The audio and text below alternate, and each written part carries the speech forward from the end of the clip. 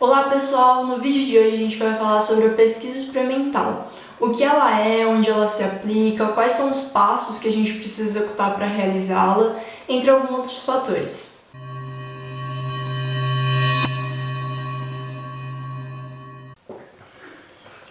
Em uma pequena caverna, no extremo sul da África, cerca de milhares de anos atrás, onde vivia praticamente toda a população de Homo sapiens do mundo, cerca de uns 10.000, foi firmado o nosso primeiro laboratório na Terra.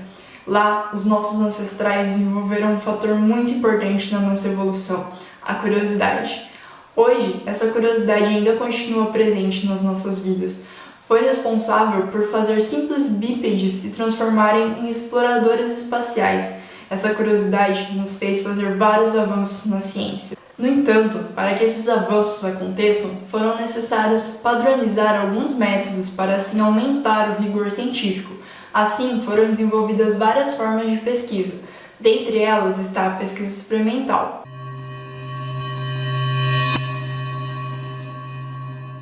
Entre algumas características que diferem a pesquisa experimental, podemos citar três: a manipulação, o controle e a distribuição aleatória.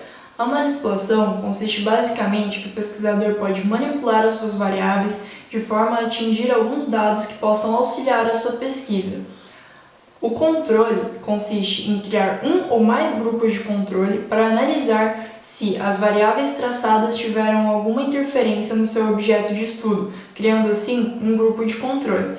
E é importante ressaltar que dentro de tudo isso é necessário ser feita uma distribuição aleatória, para que o pesquisador não interfira nos agentes que serão colocados em cada grupo e para que a pesquisa tenha assim um rigor científico ainda maior. É importante ressaltar que quando essas pesquisas são feitas com substâncias, agentes inanimados, é muito fácil e muito simples. No entanto, quando essa pesquisa passa a ser realizada com pessoas, existem algumas limitações muito sérias que precisam ser obedecidas.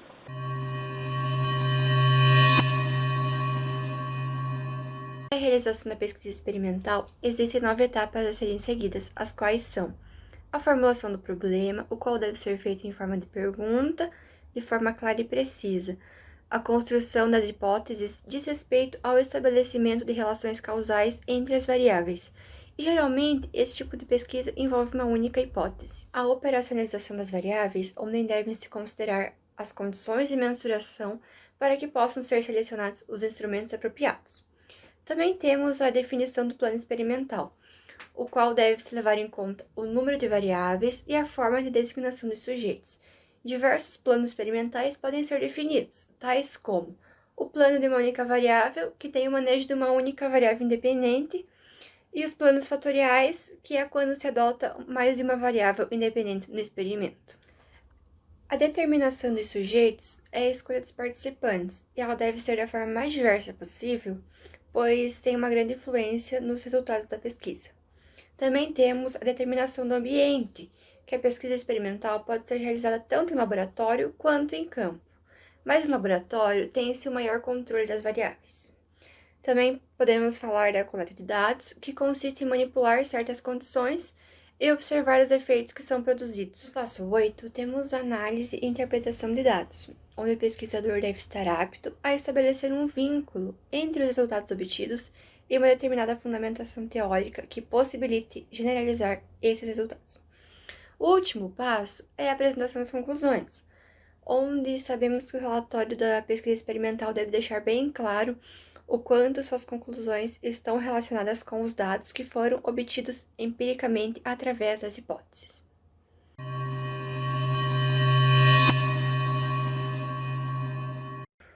A pesquisa experimental é realizada com um grupo de controle fechado, por isso a garantia dos resultados é muito maior do que nas demais pesquisas. No entanto, apresenta algumas limitações. Questões éticas, por vezes, também podem impedir o experimento. Um exemplo seria a exposição de pessoas ao estresse e medo.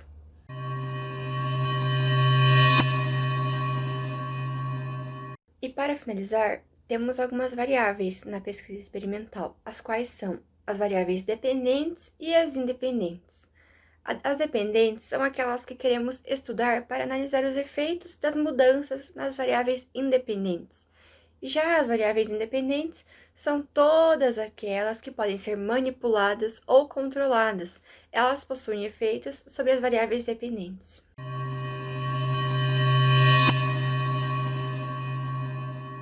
Segundo o autor do livro Como Elaborar Projetos de Pesquisa, o Gil, a pesquisa experimental é aquela que mais se aproxima da pesquisa científica. Mas por quê? Bom, basicamente, ela consiste em testar as hipóteses criadas pelo pesquisador. Sendo assim, ela consiste em, primeiro, elaborar um objeto de pesquisa, segundo, delimitar as variáveis que podem influenciar nesse objeto e, terceiro, ter uma forma de controle para que assim possa exibir os resultados dos testes empregados.